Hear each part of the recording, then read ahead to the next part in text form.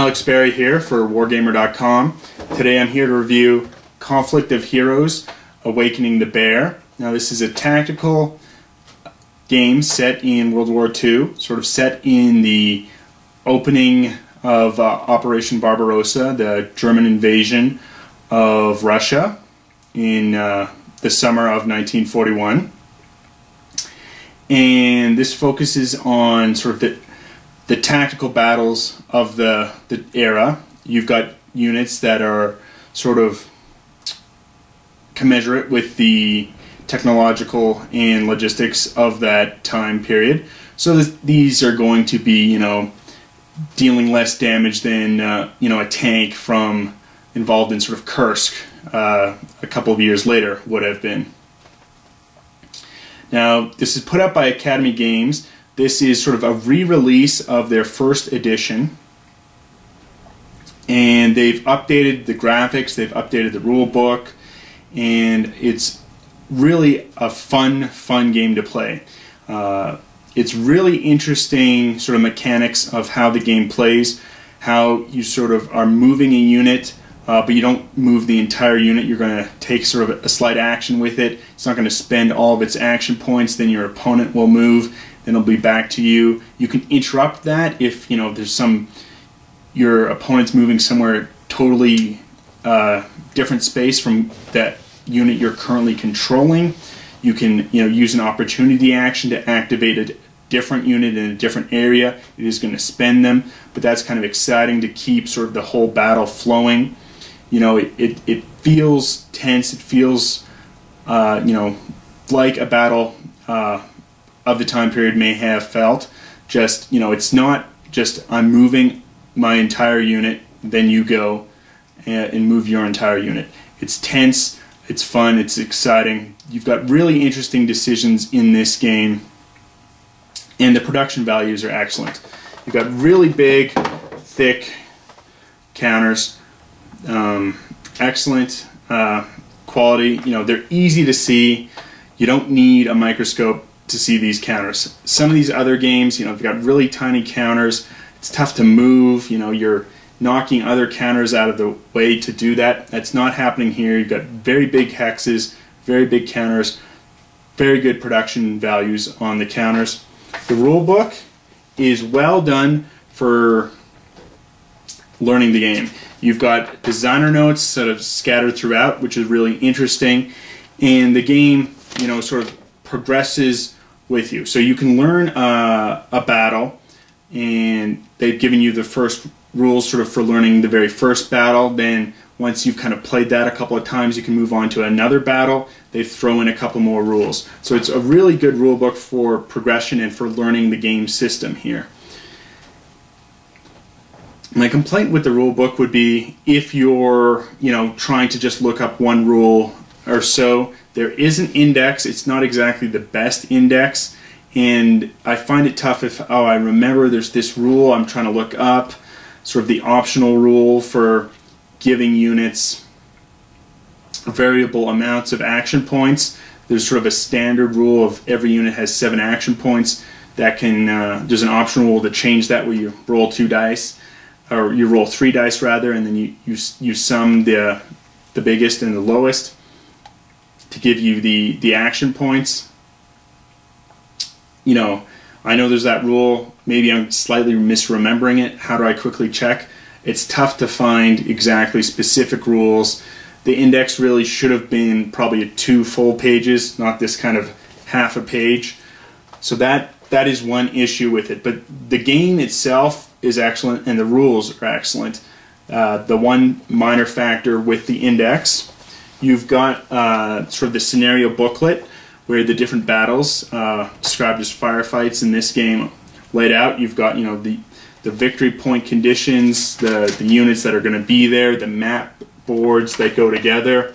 It's an excellent rule book and scenario booklet. There's 16 battles in here. I'm sure you can make up your own, and there's others available on the web to find.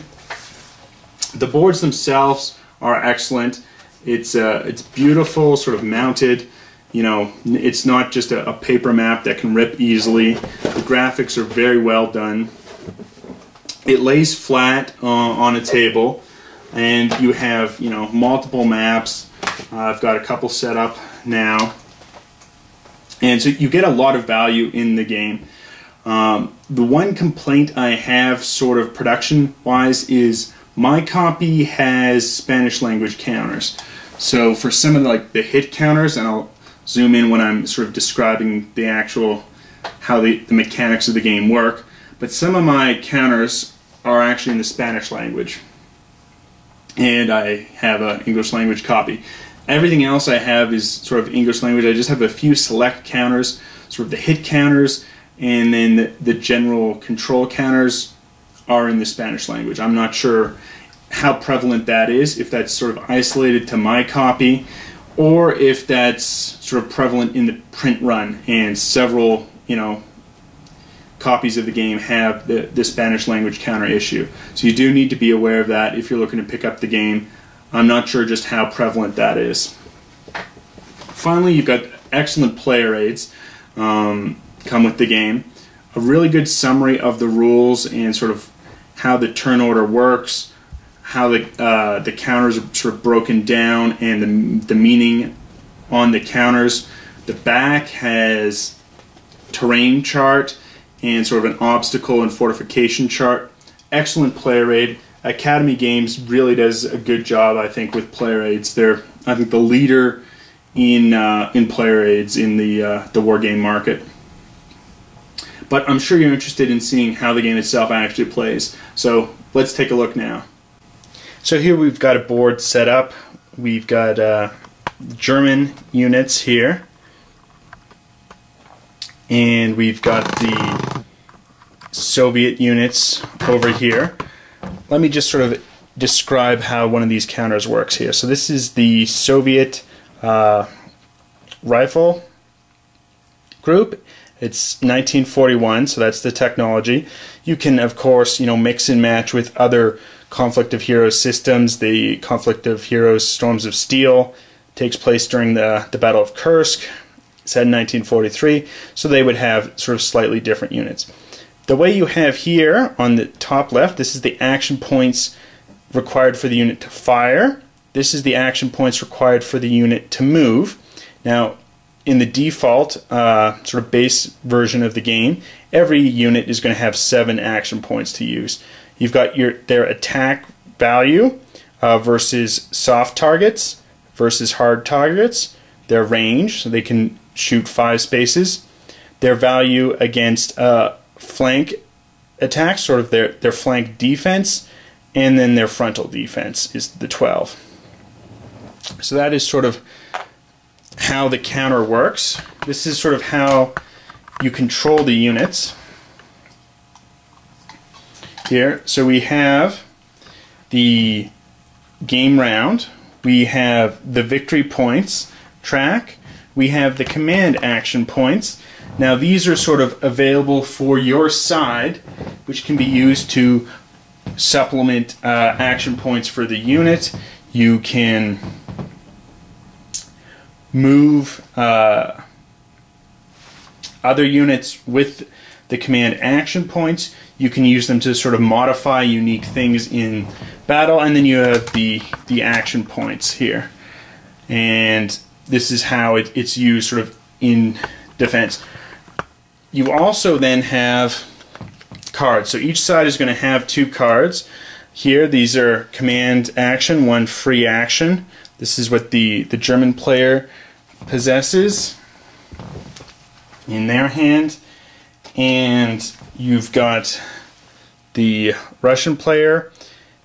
So this is showing here in these cards how you can play it and what it costs. So this, because it is both green and blue, you could play it with either command points or with unit action points, whereas this is solely in green. It's going to be a cost of 2 action points, and you can play that sort of as your turn, and instead of, you know, moving or firing.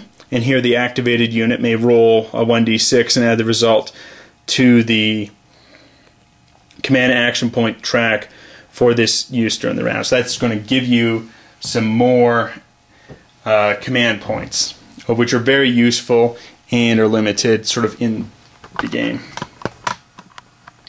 If I want to show you one more thing sort of before I get into a quick demonstration of the battle, is the sort of wonderful insert here.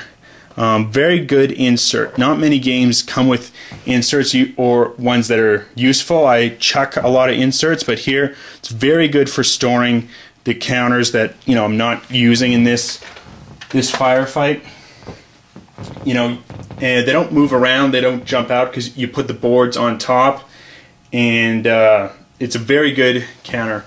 Again, as you notice, sort of my player track sheet, that some of the stuff was in Spanish, and here sort of are the hit counters. So I've just drawn a few, and if you see, it's in the Spanish language. It's not that difficult because I can still kind of translate it. So panico, even if I didn't know that meant panicked. This is how I can rally. I need to roll greater or equal to 8. This means cannot fire, cannot attack, and this is going to increase my flank defense because they're panicked, they're looking around, but it's going to lower my sort of frontal defense. And again, it's preventing me from actually attacking when I'm panicked until I rally the unit. So you can still sort of tell what is going on even though it is in the Spanish language. So it's not a huge thing, just in case other people are concerned their copy might come with that. So here, kind of zoom in on a battle, and you can stack unlimited units together in a hex. So here I've got multiple units in the same hex. That's okay. It's going to open them up to being hit more likely, but that's a valid maneuver, and you can also use it if they're doing a group activation, or a group firing, and it's going to aid in the support. So let's just sort of go through quickly sort of how something works. So let's say here the German player, it's their turn. They want to move. They can spend one of their action points here. Going to go down on the action point track to move this unit forward one space here, and you can move forward anywhere sort of in your arc of firing. So if he was faced here, he could move forward here, here, or here. So this is a legitimate move, and then you can change your facing. So that would be a movement. Now it's going to be the Soviet player. Soviet player is going to spend 4 action points.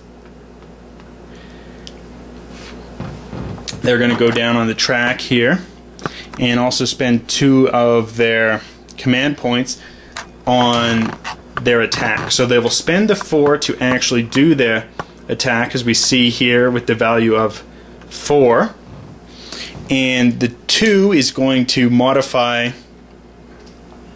the dice roll. So you can modify the dice roll that's going to occur here. So we're going to roll 2 dice. Their attack value is 3 onto, so it's going to be 3 plus their die roll.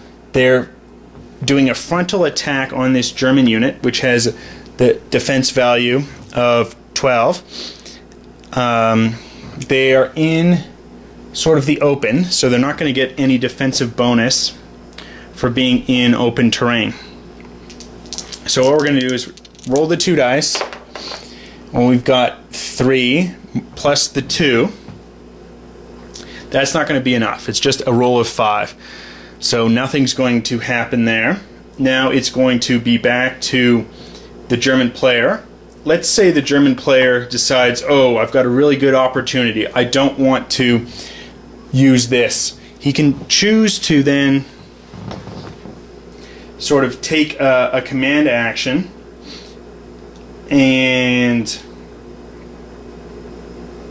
by using the command action, he could choose to not actually spend that and use that up. But let's say instead he wants to activate a brand new unit. So he will then, you know, he doesn't want to use this unit. He wants to use this unit, doesn't want to take an opportunity action with it, and doesn't actually want to use command points to do so. So we'll flip this over to show that it's been spent for the round. So sometimes that means that they're, you know, they've already taken a hit. In this game, it just means that they've spent all their movement points. And we've got the hit counters that go underneath to reveal hits. So it's going to spend that unit, and then he's choosing to activate this light machine gun here. So that means on the action point track, it's reset to the 7. Now this machine gun chooses to fire here on the Soviet unit. They're going to use again 2 command action points to help increase their attack value. So they have the default of 4. They're attacking the Soviet Union unit, which on a frontal attack has a defense value of 12. However, they're also sort of in this wood building here. If you take a look, this is where the unit was, in this wood building. The wood building is going to give them an increased defense value of 1. So they've actually got a defense value total of 13. So we will roll the 2 dice. Here we have 7 plus 4 gives it 11, plus we modified by the 2, which equals the 13. Now because the attack value was equal to, that means that they're going to take a hit. So because we used the command points to increase the attack value, the Soviet player is going to take a hit. We'll jostle up and randomly select a hit. Now the Soviet player is not going to reveal this hit to the German player. They'll take a look at it, be sort of aware of what happens, you know, what this is. So this is going to be only seen by the Soviet player, and so they're berserked, and it will go underneath the unit. Now if the unit takes a second hit, it will die. And it can choose to rally for 5 action points if he wants to activate. So now the Soviet player's turn. He's a little concerned. He's got this damaged unit. He wants to try and rally. He doesn't have the command points left to do that. So one of the best ways to do that is simply exhaust this unit and now activate the injured unit. He's going to choose to rally. It's going to cost him 5 action points here.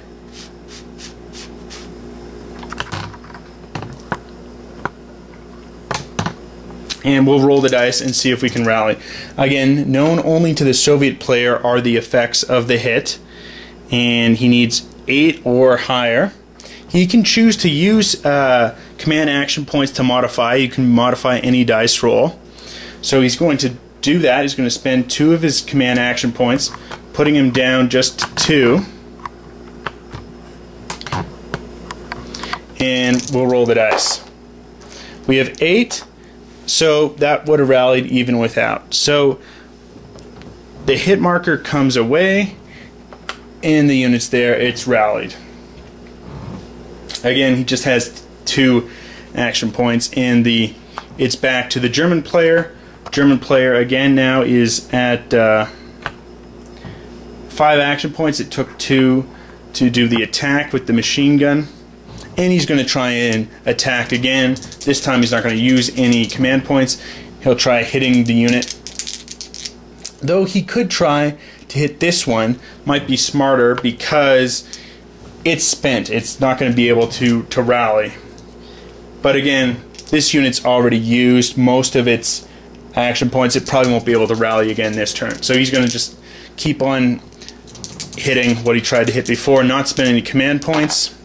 Here we just have 6, add the 4 to it, that makes 10. It's not going to work with the defense value of 12 for the Soviet. Again, it's going to be modified. This 12 here is going to be modified by the terrain. And that's sort of how a battle works. You're alternating between players moving the units. Once they're spent, they can't move for that round. At the end of the round, what will happen is the units will flip back over from their spent.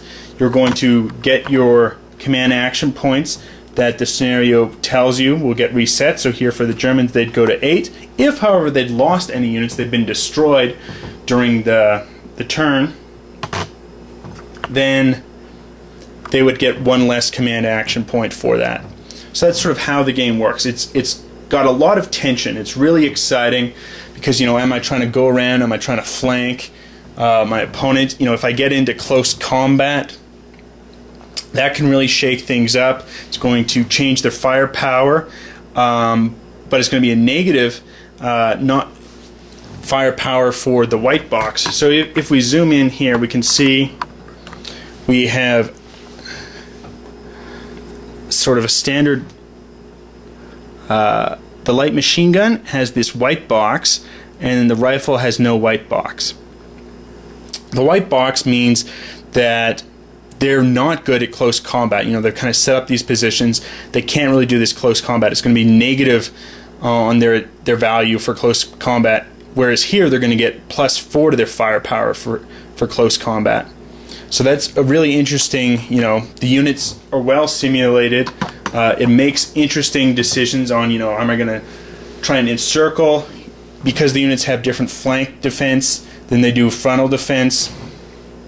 You know, how much am I actually trying to run around and encircle someone? I could move quite far if I spend most of my command points on, you know, one unit, just helping them to move after, you know, my opponent's, you know, exhausted and spent their units for the round.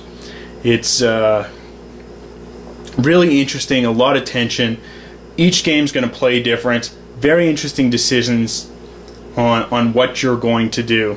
And excellent game. I'd highly recommend it. Till next time.